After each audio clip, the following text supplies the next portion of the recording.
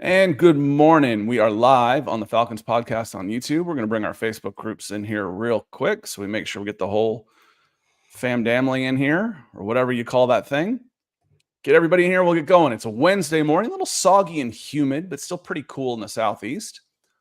Welcome in, everybody. This is the Falcons Podcast, and I think this is the last day of OTAs in Atlanta. So we've had lots of takeaways that we want to get to, some predictions, some camp battles that are starting to already kind of feeling their way. People are finding their way into spots. We want to get into all of that. But first, I want to say hello to Nick, who we haven't seen in a week. Nick, how are you doing today, my friend? I'm doing pretty well. Yeah, it's been busy. My wife cashed in on her Mother's Day gift. I got her a one-night stay at a pretty fancy hotel and spa about an hour away. And she's like, can I go Sunday night, Monday morning? I'm like, I'll talk with Scott, but if go when you can, I guess. So happy she could, and pretty nice. It's right out there in Snoqualmie area. So if you're ever out in Seattle looking for a place, the Salish Spa it's pretty bougie. It's pretty nice, but glad she got to go enjoy that. And yeah, entering month 2 of leave here pretty soon. My little guy just turned 5 months yesterday, so time really flies. Yeah, it is pretty unbelievable. So luckily I've been up since 4:20 this morning and got him asleep before the show. So that's good. And coffee's good. So happy to be back. Yeah, I told you before, the first time I caught myself saying, looking at this little bundle and a little bassinet in this swing, thinking, man, I can't wait until, yes, you can. You will wait and you will enjoy it because you're going to blink twice. You're going to be 50 something. He's going to be out of the house. Well, he's entering his sophomore year in high school now. And I think I only blinked 1 time and a half. Speaking of blinking, we want to say hello to some folks. It's the reason we go live on Mondays and Wednesdays. This time of year, when we get into August, once camp opens up, we'll go back live on Fridays too. We'll go 3 days a week. But for now, we're just doing Mondays and Wednesdays. It's a little bit slower time of the year, even with OTAs going on. But we still have a great community that comes in and chats with us on Monday and Wednesday mornings. We want to say hello to some folks that have come in that were here even before the chat even opened up, like George Patterson. He says, good morning, Scott and Nick. Been MIA on a Disney cruise for the grandkids. Well, that sounds fun if that's your thing. That sounds terrifying to me. I blame the movie. If you're older, you may have seen, you may remember the movie The Black Stallion. I watched that 5 times when I was 5 and 6 years old in the theater, and it opens up with a ship going down. I've been scarred for life ever since. It's been almost 50 years. Falcons news deprived. Tell me we've added cornerback 2 and another edge. So much miss the Falcons fans and your great takes. Now, this is one of the camp battles that seems to be shaping up that it's basically answering itself. There's it just published about 40 minutes ago. Daniel Flick published a story on Clark Phillips III, and Raheem Morris is just gushing about this guy. And it looks like this is his job to lose, and not just by default, but because they're confident in him.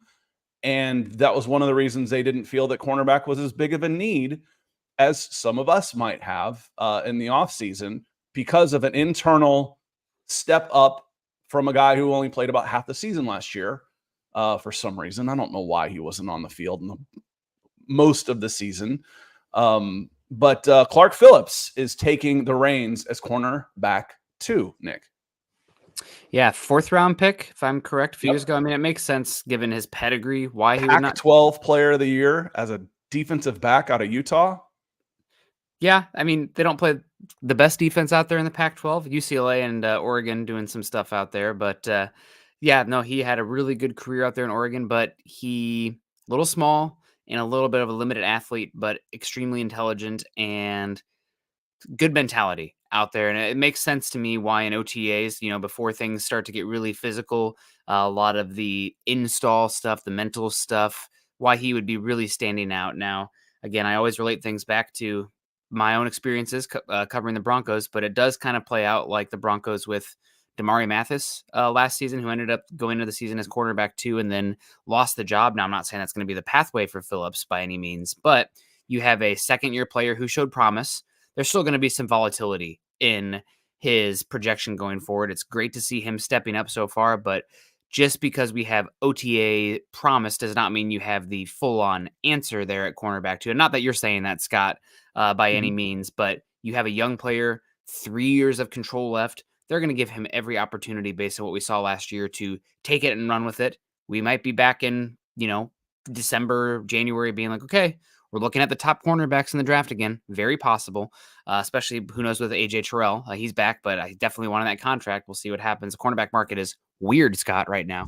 But no, glad to see Clark Phillips, the third, stepping up and can be a really good cornerback too. I know we've had a little bit of disagreements about the nickel versus the boundary, I think, with where the game is at right now with the too high stuff, the more defensive backs, teams playing sub packages and first down, whatever. He can be fine as a boundary guy, protect him a little bit from the press stuff, but smart player, gets his hands on the ball. Excited to see what he can do this year, hopefully with a little bit better pass rush up front. Yeah, and I kind of think his floor is so much higher than a guy like Damari Mathis because he's just a better football player. Smarter. When I mentioned Pac-12 Defensive Player of the Year, that wasn't for me. That just means I don't care if I said whatever conference Player of the Year. As a defensive back, you've got to be doing something pretty special because normally that's going to go to the guys that are racking up stats up front. Somebody on a bad conference, wherever, is going to get 15 sacks and is going to get Player of the Year amongst 12 or 14 teams.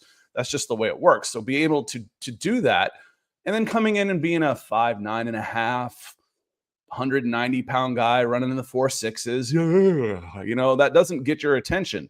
The way the man plays the game gets your attention, and at the end of the day, that's what's important. So we've been really high on his ability to make plays. And so are the Falcons, and it's translating to the next level, which you're not sure it will do because of the physical limitations. I like him inside a little bit more based on those physical limitations and his just playmaking smart ability. But if he's needed outside, the man can play outside. And I think this is very good news. And then, maybe D. Alford and Mike Hughes are probably going to be in the nickel. Still need some depth there at the cornerback position. Edge, on the other hand, George, no, haven't really addressed the edge position yet. Other than Braylon Trice, who's coming in, and we'll see. I got a comment after the fact, or maybe even during, saying, "I can't believe how down you guys are on this guy. You just don't watch Pac-12 football." I'm like, well, no, there's just not really a third-round Braylon Trice isn't expected to come in and get 10 sacks. Dallas Turner might be. Leatu Latu might be. But a third-round guy just isn't expected that way. And Brandon Dorlus, coming out of the Pac-12 also, he's going to be a reserve. That's if he's starting, that's bad. Because coming in as rookies, Ruka Rohuro, Brandon Dorlus, and Zion Logue, they're not better than Grady Jarrett and David Onyemata if they're healthy. They're just not. That's not a bad thing. Those are good problems. These are depth pieces. So no on the edge, but again, I still think we're going to see a lot of heavy sets up front, Nick. Mm-hmm. And I mean, we'll see how it plays out. Obviously, the tape changes as soon as you get to the league, and we'll have new things to evaluate. But a third-round edge, there are historical, right? You can point anything if small enough sample size. Small enough sample size. I can prove anything. But you have your own one on your roster, right? D'Angelo Malone, third-round pick. Edge has not amounted to much. So we're waiting to see there. But on the surface, given the historical hit rate and resource expenditure of the position, edge is a spot that's, if there was a Vegas odds on the Falcons' most likely position to be drafted first round 2025, it'd be edge. Just based on the importance of the position, where they're at team building wise. But we're going to see what happens with the guys as well. It's a very young room. Maybe somebody steps up and transcends into a perennial Pro Bowl caliber player. It's possible.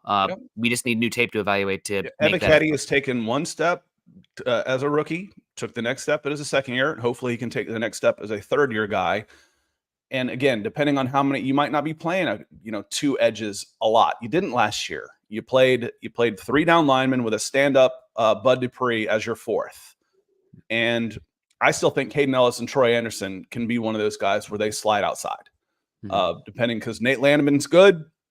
Caden Ellis is good. Troy Anderson is good. Troy Anderson's the most athletic of that bunch, and by some distance, because he's a freak.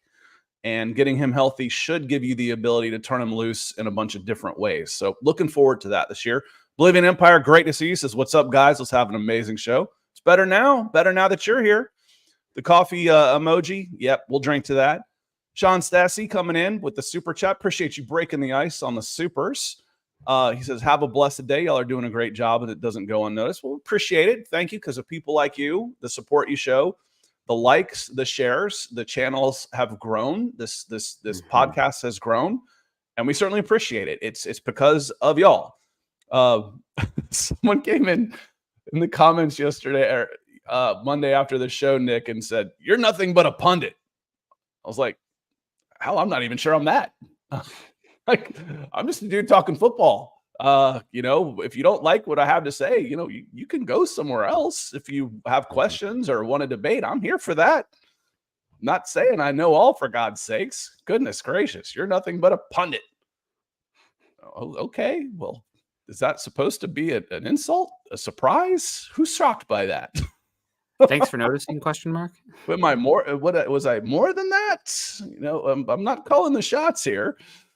Dave, Broncos for breakfast today. Yes, Broncos for breakfast is back today. That said, while we're early, programming note, no show on Monday.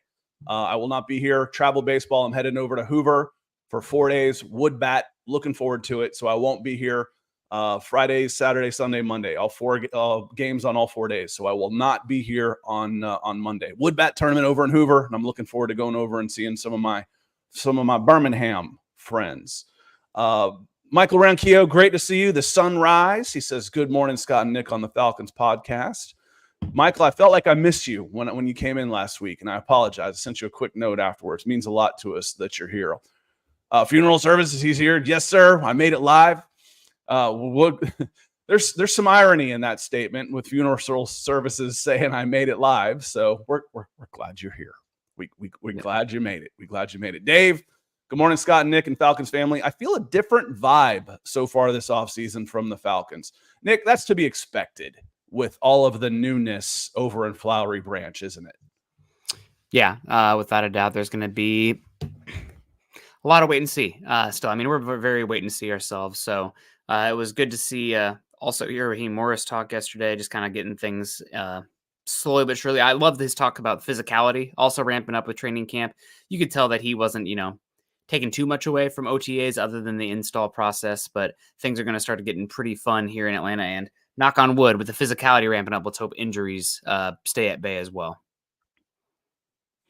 Dave says, I'm sick about hearing about edge. Why not push the pocket from the middle? Well, if you don't have something, you kind of want something. Why not attack the pocket from the edge where it's the easiest to get to, where there's not as many bodies on there, where you get one-on-one matchups? Why not try that? I know it's a concept that is, no, I'm joking. It hasn't gone unnoticed. They spent a second-round pick and a third-round pick on edge. And let's see, I feel like there was somebody else in there. But, like I said, Bud Dupree did a good job. It's just up until this season, up until this draft cycle, and free agent cycle for that matter, the edge hadn't really presented itself. There wasn't one of free. This time there was. This time there was edges to be had that could play, that were worthy of a top 10-ish spot. They went back at 15. Well, all the offensive players went. After you get out of the top 5, you do kind of match needs with best player available and best prospect available. So this year there were, from Montez Sweat to the free agents to Dallas Turner to Leatu Latu, Jared Verse, there were guys that were available, and you decided to go in another direction.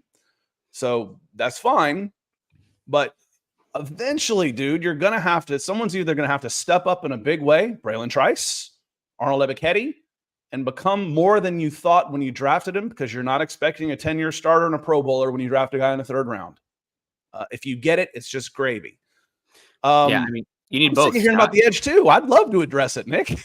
Yeah, you need both. You need edge and middle, really, truly. I mean, edge, like you mentioned, has the easier pathway. The type of athletes are there. They also, because of their assignments and roles, can be a little bit more pass rush oriented, right? It's hard to have the true, pure interior pass rusher because they have to have some level of run defense ability still. So if you're just getting washed out on first and second down, but you're a really good pass rusher, you're going to have a limited role. You can kind of get away a little bit with that, more so at edge. So again, you just follow the money, the impact, where the pressure is coming from. If you can get an interior pass rusher who is a good enough run stopper, and then also bringing that impact as a pass rusher, they're going to get paid edge money. But that's why there's such a discrepancy in the interior defensive tackle market as well. You have guys who do a job, they're fine, they're rotational, but they're more slow pocket pushing types at best. And then you have the guys who can do a little bit of everything, or just mediocre run defenders, but can get after it as a passer. And we see that market evolve. The top interior defensive tackles are getting paid like edges these days. You almost need to just clump them as pass rusher. Yeah, my gut tells me, and I'd look this up, I don't want to do it right now. My gut tells me, my seat of the pants analytics tells me that the line curve for defensive tackle payment is more of an exponential curve. There's more of a drop off because you've got your premier guys that can push from the inside, and Grady Jarrett and David Onyemata are those guys. They are. They can get David Onyemata's got a ton of pressures over the course of his career. He was named by NFL.com, NFL Network, as the most overlooked player in Atlanta. Said he made a living being overlooked in New Orleans. The good news is those guys have gotten paid. You know, what's important to them is winning, and two, well, one, getting paid, and then two, winning. And Grady Jarrett has been taken care of at home, like he's appreciated as good as a player he is. And I'm thankful that, kind of like we said, Nick, about Matthew Stafford. You know, Matthew Stafford never got the national praise he deserved. The Detroit Lions paid him like they knew what they had. And, you know, that's really what matters at the end of the day, that and winning football games. Yeah. But I feel like my point was, I think the edge would be more linear. Like the drop off would be slower from the top 5 guys to 15 to 20 might be half instead of, 25% or something. Honestly, it looks pretty evenly distributed. Pretty linear both ways? It looks pretty close average per years for interior defensive line and edge rusher, honestly. So you have, I don't have the numbers next to them, but give me the number 3 interior defensive line. What's he make APY? 27.5. Christian Wilkins. Okay, what's number 20? 1, 2, 3, 4, 5, 6, 7, 8, 9, 10, 11, 12, 13, 14. 18, 19, 20. You have 16.4 million in Cameron Hayward. And then for edge, Brian Burns at 28.2 compared to the 27.5. And then the number 20 is, so it goes from, wow. So the number 20 is still making $20 million. I have 15. Okay. For so it's, the interior is like, it's pretty 1-for-1, honestly, following the money there. Okay, good. Yeah. Okay. Well, good. The big dudes in the middle should be getting compensated. They got a harder job. Yep. And it's like a central, the catcher not making as much as the center fielder, or whatever. There's stuff that goes unnoticed. The dirty work, we call them, the big uglies in the trenches for a reason. And to me, that's the lifeblood of football. It still is. It's shifted away, obviously, to the 7-on-7 stuff, but it's still, for me, is why I love football. Is the trench play, not the throwing and catching. I mean, after the quarterback, it's still defensive line. I mean, really in college, it's the defensive line, but after quarterback's defensive line, then you could argue offensive tackle / offensive weapons. But it's the defensive line matters a lot. And we're seeing that, I mean, just the last few seasons, Scott, the interior defensive linemen have been paid. That's probably why I saw a big reaction this last year of the guard market exploding a tad as well. For the interior offensive line, I mean, guards got paid like we've never seen before, probably to counteract just what the interior defensive line market's doing. But with where the market's at, I mean, shout out to Justin Jefferson, right? Got that biggest non-quarterback contract ever. Nick, that happened while we were doing this, and I had just gotten done saying it's probably going to be, 4 years at 35 per and probably 100 million guaranteed. So it'll be a 3-year deal, at 35 per, and then 30 minutes later, kabang. We were talking for 20 minutes about Justin Jefferson and the trade possibilities and would you do this? Because I had heard around the campfire that Justin Jefferson, they could fetch 3 first-rounders if they wanted to move him. They didn't want to move him. Yeah. So, because there was a Bleacher Report that we picked over at All Falcons and kind of said, no, the Falcons aren't doing this deal, which was a first and a fourth and Drake London for Justin Jefferson. And then you have to turn around and give him, $110 million guaranteed across 3 years. I don't think the Falcons would do that deal. And I don't think the Vikings would do that deal either. I'm like, everybody's saying no to this deal. And they held on to him. I mean, he's arguably the best player in football. Yeah, he might be. I mean, it's just kind of fun to think about, like, which players that are non-quarterbacks could fetch 3 first-round picks right now. And I think probably Jefferson might be the only non-quarterback on offense. The other 3 that come to mind for me are all edge rushers. Yeah, is Miles young enough still to do that? I think he's impactful. And that's one that I was debating there. Micah Parsons is out there as well. And that's too risky for me. I wouldn't give 3 first-rounders for Micah Parsons. I feel like he runs so hot that at any given moment he could burn out. And I mean, like, just mentally, like I don't trust him as much. Now that just might be him. He just might be, if he was a closer, we'd call him, if he was a pitcher, a left-handed pitcher, we'd call him flaky. These guys are, if he's a kicker, we'd call him flaky. He just strikes me that way, where he just makes me, would make me a little bit nervous on that. Yeah, that's fair, but I think somebody would. I agree with you. Somebody would pony he's up. in the conversation. The Raiders would pony up 3 first-rounders for him. Yeah. The only other one I can think of, and there's flakiness in a different way with him, but Nick Bosa, when he's been on the field, he's just been consistently otherworldly. So sorry, TJ Watt fans. Very good, but in that next tier for me. Oh, and Max Crosby also, maybe. I mean, he's unbelievable. Maybe we were starting to get to 2 first-round picks, but it's coming back to just the type of value. Those edge rushers, they stand out. Maybe, I mean, Dexter Lawrence was unbelievable last year. Chris Jones is probably too old now, but it's pass catchers and pass rushers, probably the next most valuable spot. Sorry to our cornerback and offensive tackle fans out there.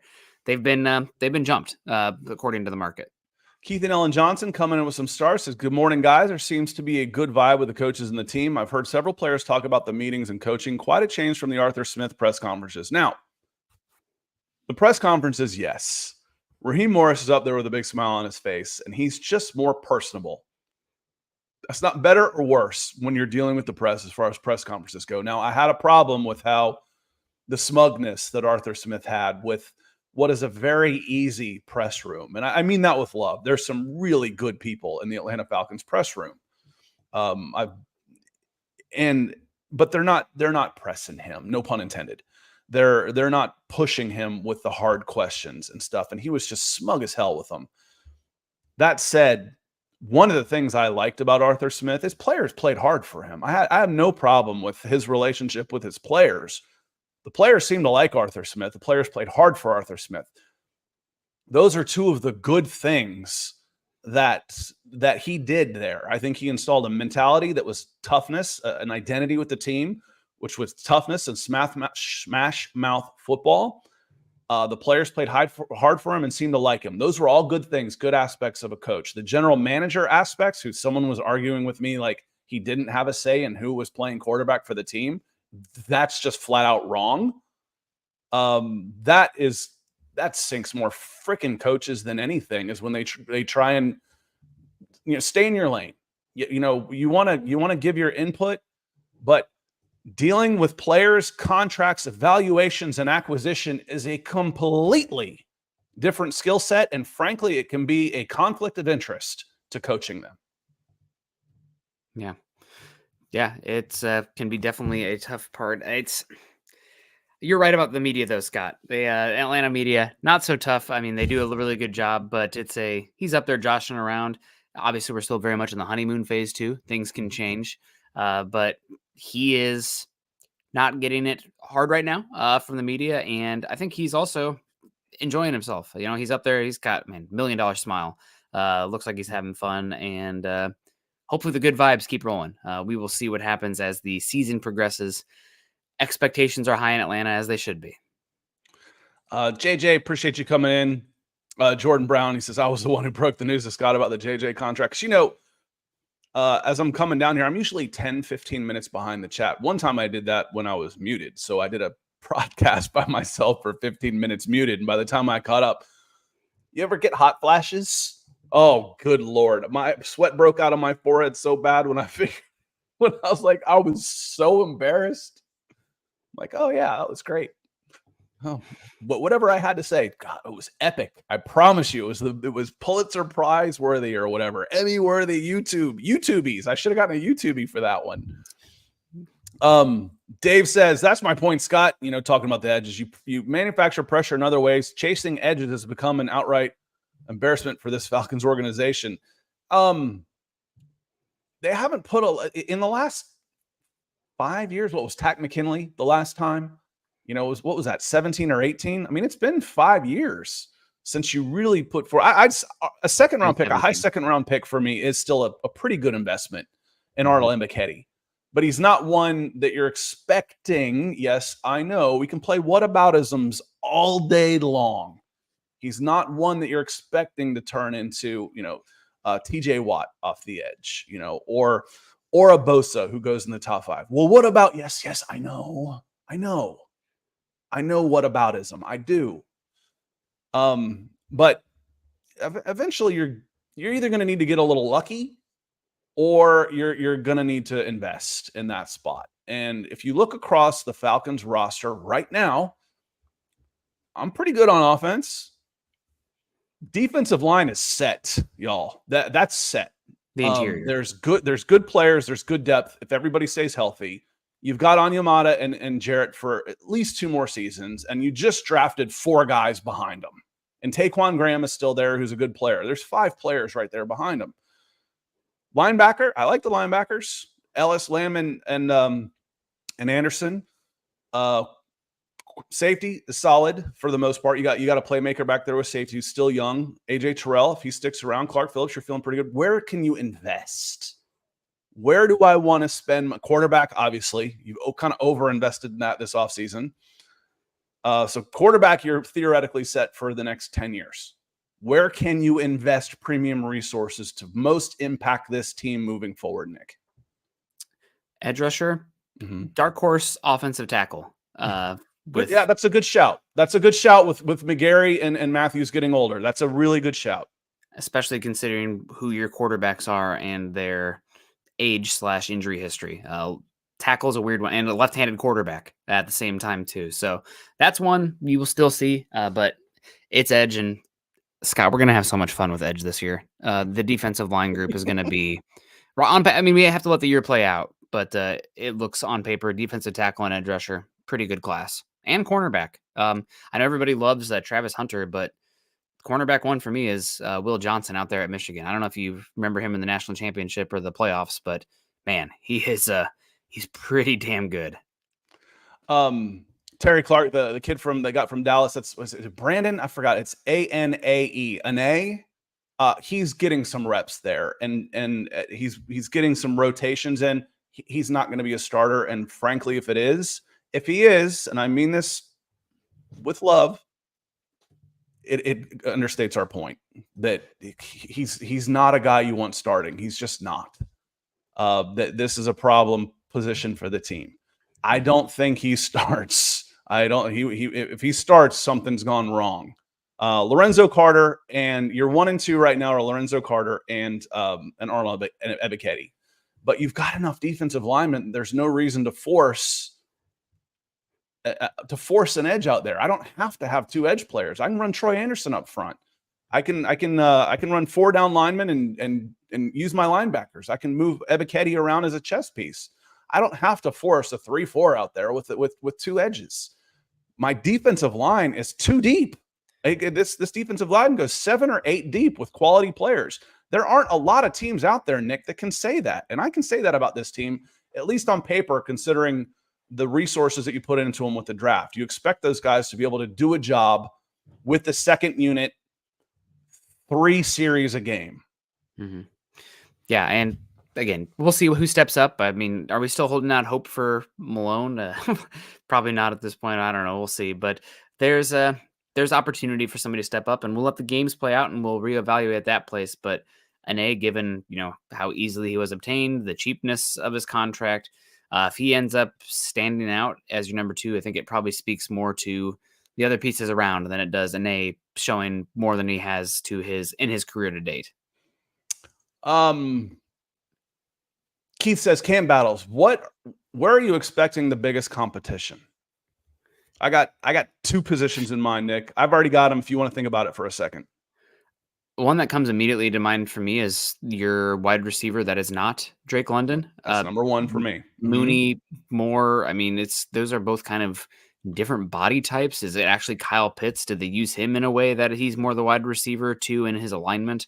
That one really stands out for me. After that, I kind of want to see, and it's hard to say in camp, honestly, it might be preseason, but you got 3 linebackers right now. You spent a pretty good investment on Troy Anderson. Landman stepped up and did a role really well. I'm assuming Ellis is going to be a guy there, but who ends up being that other linebacker? I guess I'm hoping for Anderson because of the upside and the investment, but that's one I'm curious to see how it plays out. I think you find a way to get all 3 of those guys on the field at times. Is what comes up to me because Caden Ellis was brought in because one of the reasons he was brought in was because of his ability to get pressure on the quarterback. In 11 games with the New Orleans Saints before he signed with the Falcons, he had 7 sacks. 7 sacks would have led the Falcons that year. He did it in 11 games. He was not able to really fulfill that role last year because of the injury to Troy Anderson, and he had to play back more inside as a standard inside linebacker. They want to be able to move. Landman's your guy. There's your rock in the middle. That to me is a set. Now I've got 2 really athletic, good, big linebackers that I can move around. I can stand them up at edge. I can have them stand up on the line of scrimmage and shoot a gap. I can drop them into coverage. So those to me are the wild cards. The wide receiver position is the number one camp battle for me. After that, I start thinking about that cornerback 3. Is it going to be in the nickel? I think you go D. Alford and Mike Hughes. Who's going to get the most snaps there? And after that, it's the next safety. Is it DeMarco Helms? Richie Grant? Right now it's Helms, but is Helms is he put in Sharpie as the starter right now? Or are you still making phone calls? Justin Simmons is still out there lurking right now. We've got an article that's publishing at 10 o'clock about wide receiver Corey Davis maybe coming and trying to get that spot as a wide receiver. But I'm not convinced the Falcons are done on the defensive side of the ball. And they're never done, don't get me wrong. But I mean with a guy that there could be a starter that starts the first week of the season that's not on the team yet. That's what I mean. Not back end guys, practice squad, or filling out the 85 man, any of that stuff. That happens all year long. Yeah. I mean, there probably is at least one, but probably I'm not going to say probably, but I think it's 50-50. There's a starter week 1 that is not an Atlanta Falcon yet. Interesting. I mean, are you probably calling for safety? I don't know. We'll see. Probably safety. It'd be safety. It does seem like there's been some Miami Dolphins flirtations with Justin Simmons over the last 72 hours, so we'll see what happens there. It's possible. I'm holding out hope for Helms. If you got Bates there, you have a gravity player at safety. Maybe you can go a little bit cheaper and a young upside guy that, can you call a 7th round pick an upside guy? We saw enough last year in preseason. I think we can say that. That maybe you can go cheap there and hope that you catch lightning in a bottle. And safety is one of those spots where you actually can find players day 3. So we'll see, but that's who I'm holding out hope for.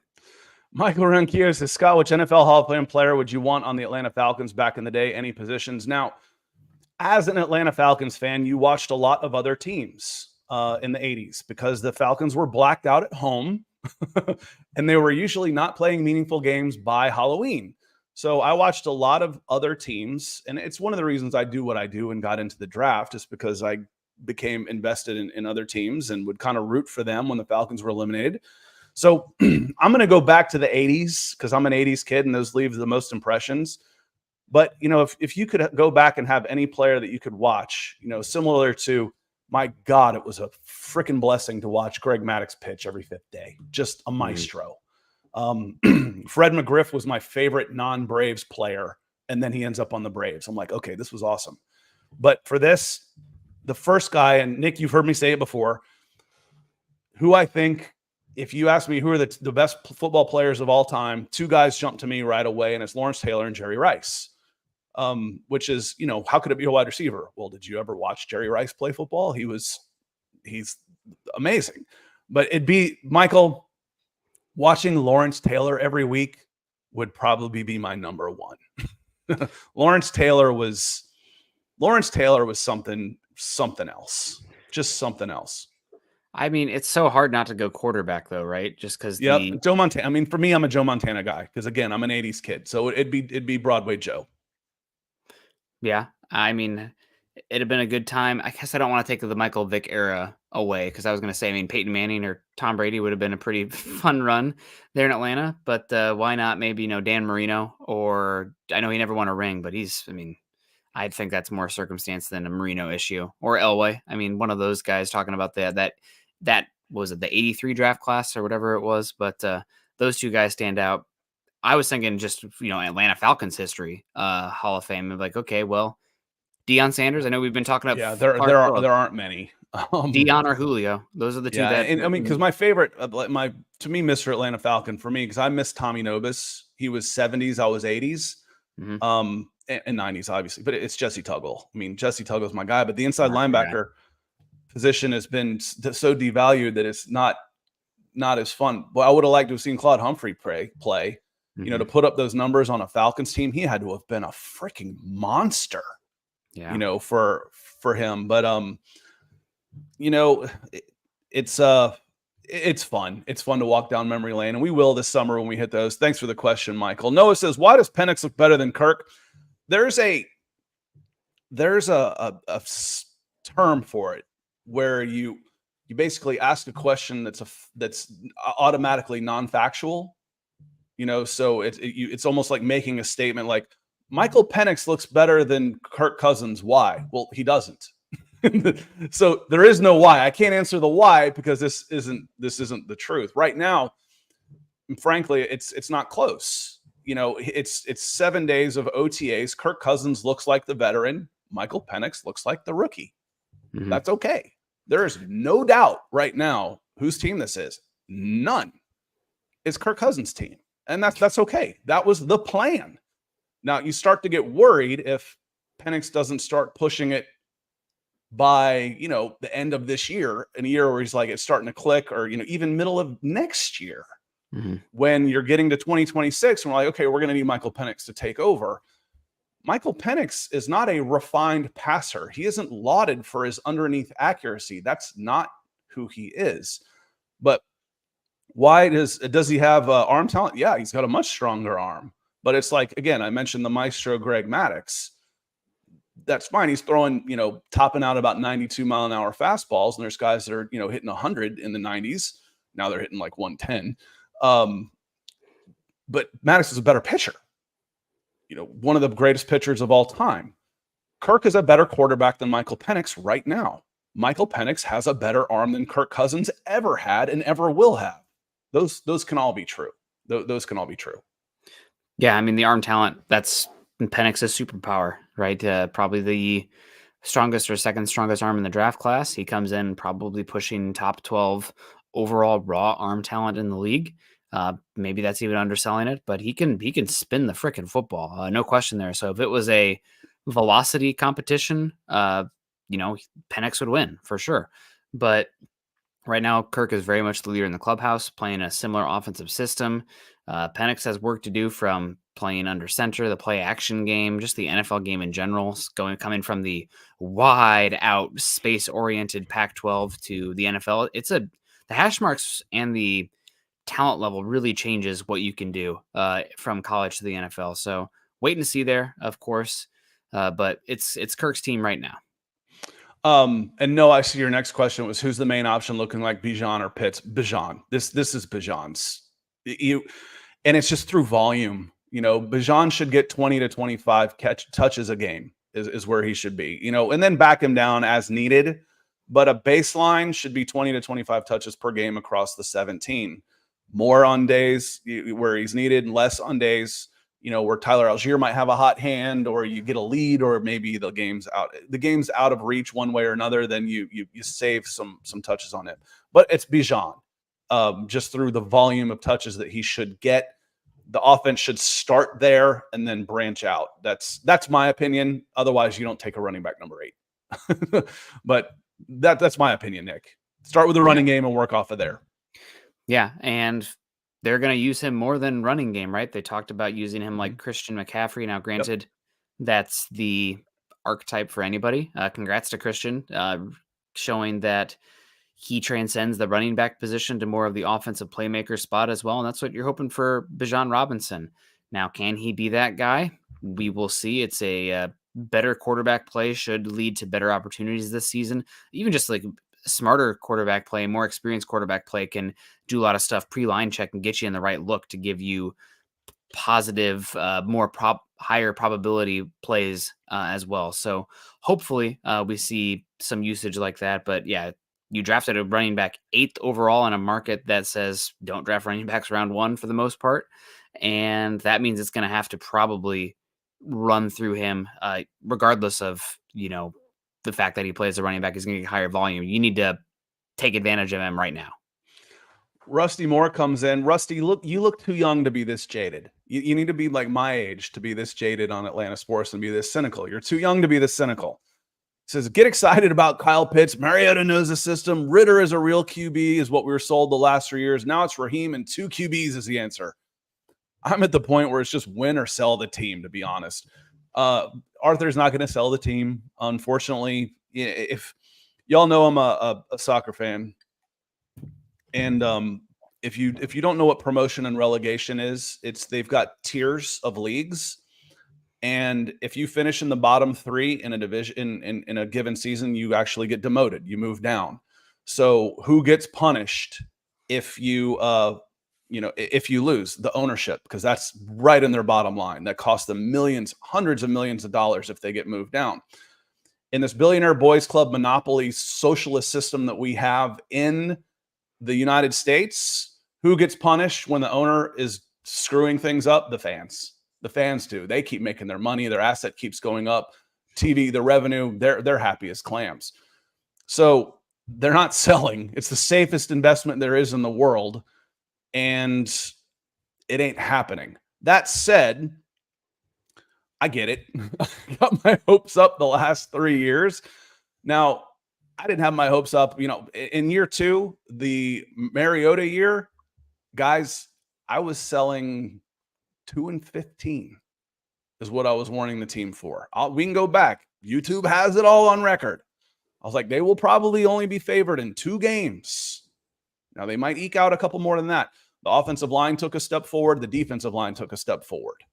And they got 7 wins. The Ritter thing was a colossal mistake. And I'm not even saying, okay, backing him, but not getting him more of a runway and a lost season in 2022. Why wasn't he playing 8 or 9 games? Why didn't he play in the preseason? That's a colossal mistake of mismanagement, Nick. This team, I think you got a little bit more proven commodities other than obviously your coordinators. Could the coordinators tank this team? I feel okay about defense, and I feel like with the quarterback, you should be okay on offense. But that, to me, that's one of the bigger unknowns on this team, Nick, is your rookie coordinators.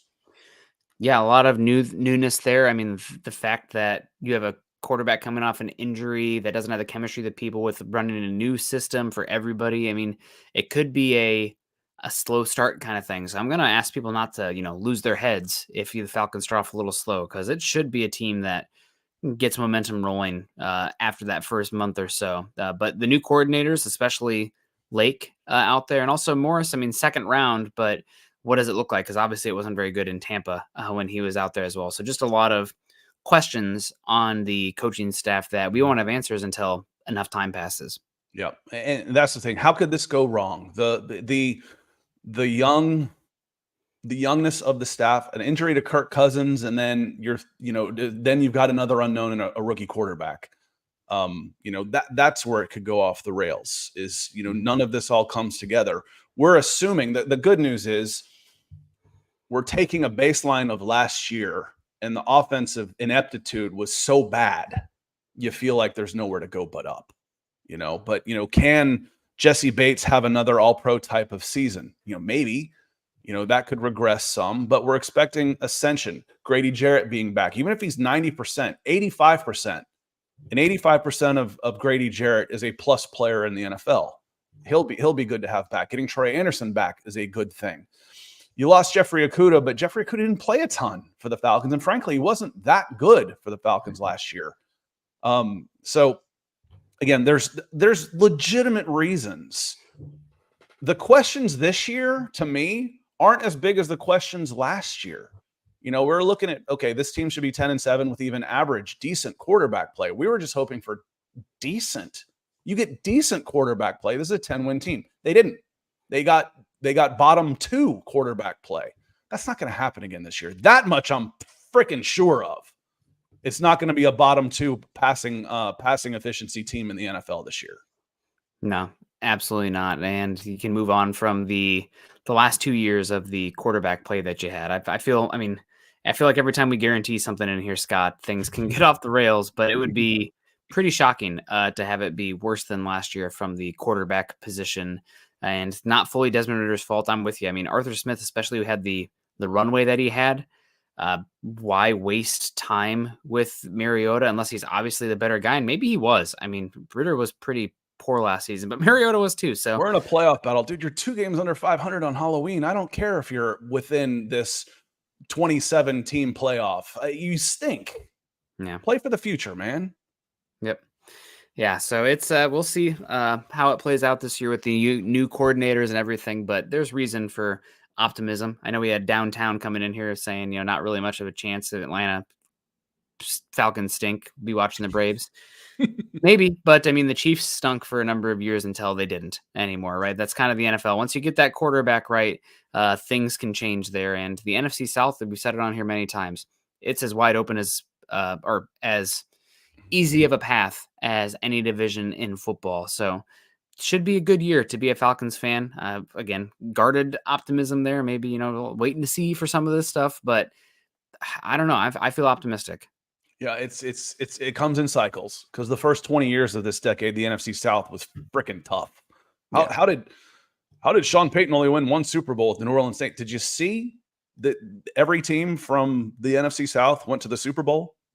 Did you notice that? And they were swapping wins who won the division pretty much every single year. The NFC South was a gauntlet. Then it comes in cycles. Okay, your quarterbacks are gone.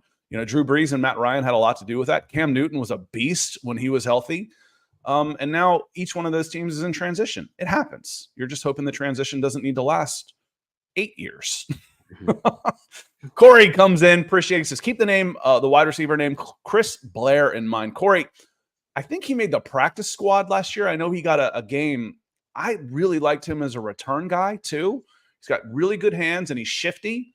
He might find a spot on this team with the new special teams rules, backing up, or playing in tandem with Avery Williams. Maybe you get one of your speedy wide receivers out there, but Chris Blair is a good football player. So yes, that is one to watch. Now, I don't expect 50 catches and 800 yards, but when we're looking at sleepers for the 53, Chris Blair is a good shout. Yeah, we'll see. Again, it's one of those guys for me that I'll wait for preseason tape and training camp to start hearing some of those second tier, third tier on the depth chart kind of guys. But we'll put that one in our back pocket there. Chris Blair, wait and see. There's definitely opportunity to be had for wide receiver 2 on paper in this offense. Maybe not target wise, but on paper. Robot of Doom, good to see you. He's a Twitch guy, but I don't go on Twitch, so he's taking the time to come in and see us over on YouTube. So I appreciate it. He says, well, Scott, what if Kirk Cousins kind of sucks? Just kidding. I saw the same thing on another pod about Russ. What if he kind of sucks? Here's the thing, and the Steelers are in the same boat. Kind of sucking is an improvement. Kenny Pickett was god-awful last year. He was worse. Those might be the two. When I said bottom 2, it was the Pittsburgh Steelers that had, and then the Panthers. So maybe bottom 3. Bryce Young really struggled last year in that poop show that was the Carolina Panthers last year. You want to talk about ownership? Let's go over it. Let's take a look at the Carolina Panthers. But kind of sucking, it's like a 2-step improvement. If he's the 20th quarterback in the NFL wins 10 games with this roster last year. Yeah. Kind of sucking is a step up. It would be, and that would be a big step forward. What if he kind of sucks? I think it's different than Russell Wilson, where you're starting to see signs of issues in his play, and where the NFL game was going would be detrimental to his style of football, where Kirk Cousins is coming off the best 2.5-year stretch of his career in an era that is very predicated on the timing over the middle of field passing in a similar style offense that he's coming uh, from the Vikings. Now, granted, KOC might be one of the best 5 offensive play callers in football right now. I mean, he really might be. He's a rising star in that field, so we'll see what it looks like in Atlanta. The same system doesn't mean it's going to be as good. I mean, Falcons know how good KOC was on the fly last year, implementing Josh Dobbs as quickly as they did. Sorry, fans, to bring that up, but we'll see what happens with Kirk this year. I don't think he's going to kind of suck. At worst, I think he's going to be closer middle of the pack, but this is a pretty good offensive system. You got weapons here. You don't have Justin Jefferson, of course, but the offensive line here, I'd argue, is better.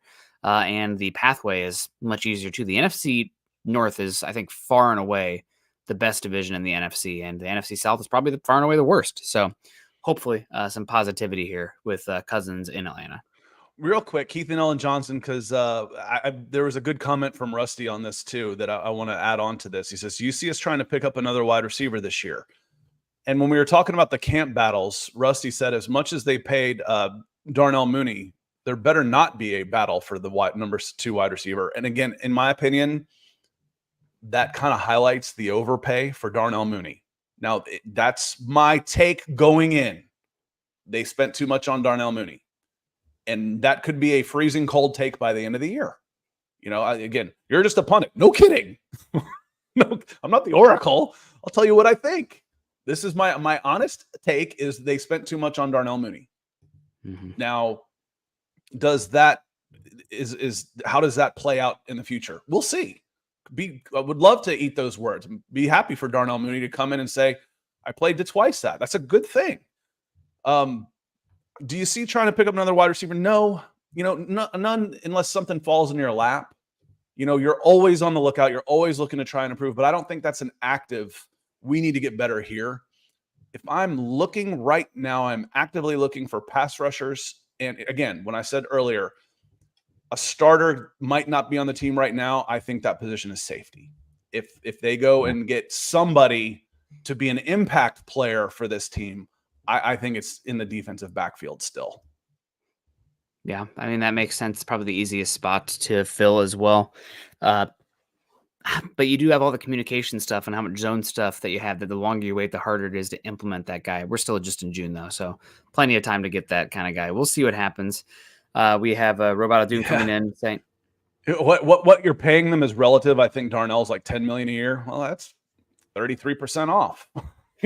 That's a third of what's going right now. So it is relative. But he was, $10 million a year. I think he got a legit 2-year deal with guaranteed money. But that seemed a lot for a guy that, with the numbers that he had. Again, I said at the time, how the Falcons acted was an indictment on how they felt about Justin Fields.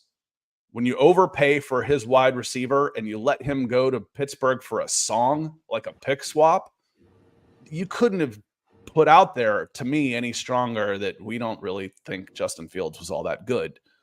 We'll see. On that note, Nick, we're going to have to hop out of here. We're going to hop over to Broncos for breakfast. It's been a week since we've been able to see them as well. So if you want to keep the conversation going, come on over. We're going to talk a lot of NFL stuff. We'll talk a lot of quarterbacks, hit on Bo Nix, et cetera, et cetera. Want to say thank you to our super chat superstars like Sean. Appreciate you coming in. It's a great name. Corey, Keith coming in, other Keith coming in, and then Rusty coming in with the big yellow. Helps keep the lights on. These bright spots I got in here keep my forehead nice and shiny. We will be back on Wednesday. I'm not going to be here on Monday. I'm going to be traveling. I will be in Birmingham, in Hoover, for a baseball tournament that I'm looking forward to. And yes, I do remember the show that MTV did about Rush Probst, and that was before it broke that he had a second family just south of Birmingham that he was moonlighting with his second wife, like he was living in Utah. On that note, we're going to get out of here. Hop on over to youtube.com/milehighhuddle to continue the conversation going for the next 45 minutes or so. Otherwise, we'll see y'all in a week. Have a great rest of your week, a fantastic weekend. We'll see you later. Peace.